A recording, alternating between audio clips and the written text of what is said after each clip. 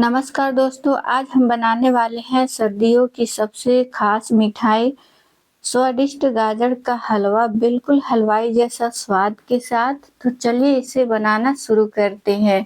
तो इसके लिए यहाँ पे 1.5 kg गाजर लिए हैं और गाजर ना ज़्यादा मोटे हैं और ना ज़्यादा पतले हैं। देख सकते हैं मीडियम साइज का गाजर है और ये गाजर का जो स्वाद होता है बहुत ज़्यादा मीठा होता है खाने में और इसकी हलवा भी बहुत टेस्टी बनती है।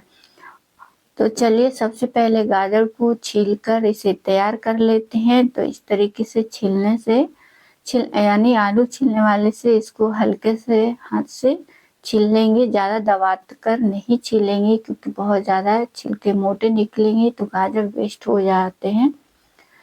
तो हल्के हाथ से इसे छील कर तैयार कर लेते हैं क्योंकि जो बारीक बारीक से रेसे रहते हैं ना उसमें बहुत बारीक सी कंकड़ रहती है, रेत जैसा रहती है। अच्छे से धुलने से भी साफ नहीं होती है, कहीं कहीं लगा रह जाता है तो जो हलवा का जो टेस्ट है ना किरकिरा हो जाता है। तो मैं हमेशा छील कर ही गाजर का हलवा बनाती हूँ। अगर आप छीलना नहीं पसंद करते हैं, ज़्यादा वेस्ट हो जाता है इस वजह से, तो आप एक इसको चाकू से आप हल्के हाथ से स्क्रैप करते हुए भी इसकी गाजर का छिलका उतार कर साफ कर सकते हैं। उससे भी आपका आसानी से गाजर साफ हो जाएगा और जो रेत रहती है, रेसे रहते हैं गाजर में, वो भी साफ हो जाते हैं। तो ये रही दूसरा यानी तरीका गाजर को साफ करने का। और पूरे गाजर को तैयार कर लिए हैं छीलकर और अब इसको हम धोकर साफ कर लेते हैं एक बार। तो ये देखिए गाजर धुल गई है और अब इसको हम कद्दूकस करेंगे।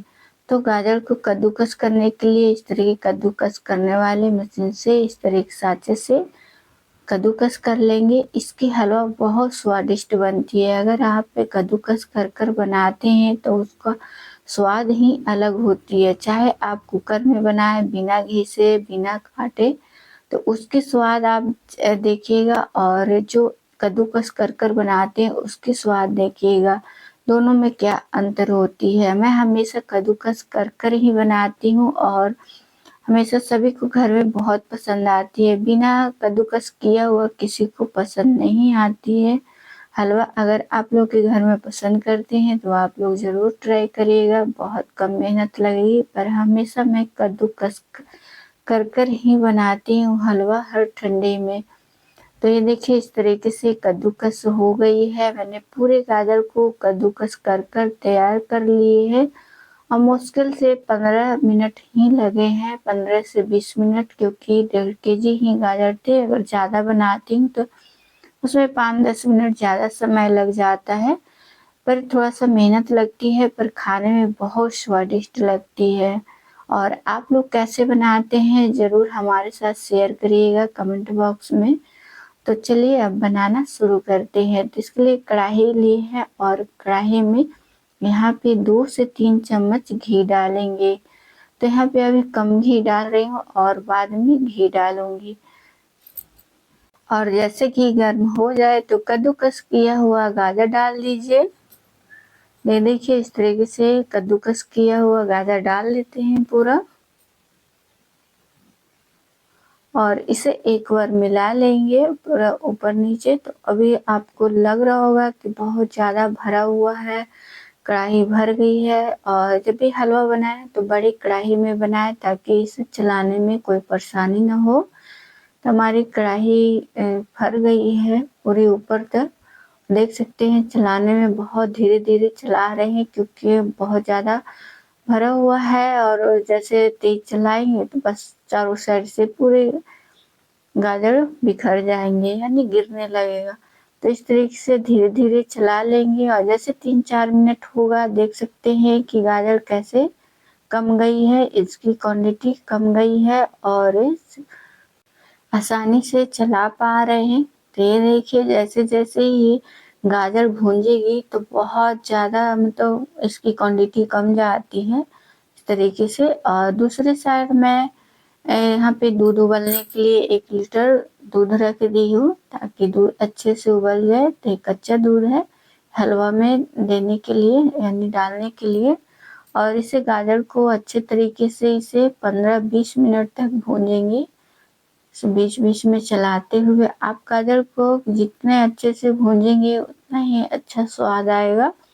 और इधर देख सकते हैं कि दूध भी उबाल आ गई है और सस्पेन छूटा है, तो एक उबाल में पूरा नीचे फैल जाएगा दूध। तो इसे भी बीच बीच में चलाते रहेंगे। और ये देखिए गाजर को भूनते हुए 15 से 20 मिनट हो गया है और गाजर अच्छे से भून गया है। तो अब इसमें जो गर्म किए थे दूध वो डाल देंगे, यानी 1 लीटर दूध मैं इसमें डाल रही हूँ।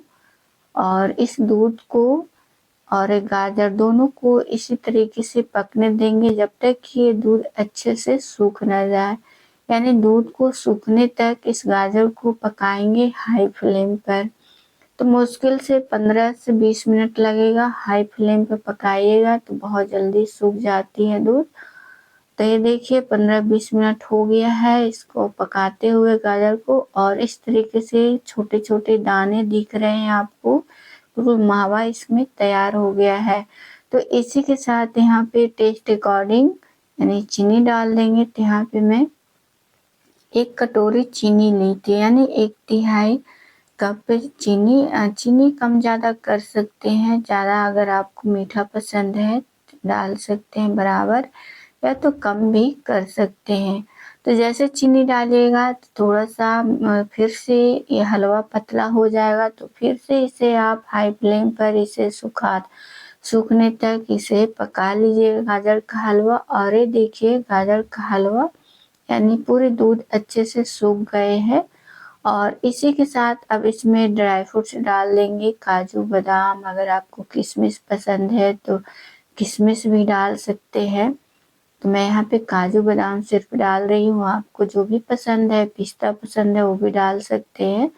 और इसी के साथ मिला लेते हैं ताकि अच्छे से भून जाए। और अब यहाँ पे मैं 1 चम्मच भर कर फिर से घी डाल रही हूँ। उस समय मैंने घी कम डाली थी और अब इसमें और घी डाल दे रही हूँ ताकि अच्छे से भून जाए, ये सोंधापन आ जाए।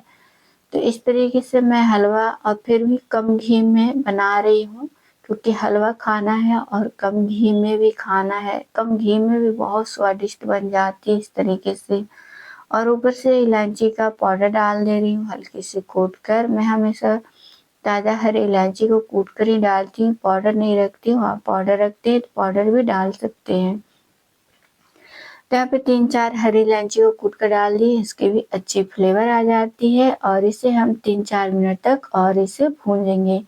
तो भूनते हुए गाजर का हलवा की कलर ही अलग हो गई है, देख सकते बिल्कुल मावा की तरह गाजर का हलवा बनकर तैयार हो गया है। बिना मावा का बहुत स्वादिष्ट लगती है गाजर का हलवा। इस तरीके से बनाएंगे तो बिना मावा का। और ये देखिए गाजर का हलवा तैयार हो गई है, तो इसे प्लेट में सर्व करेंगे।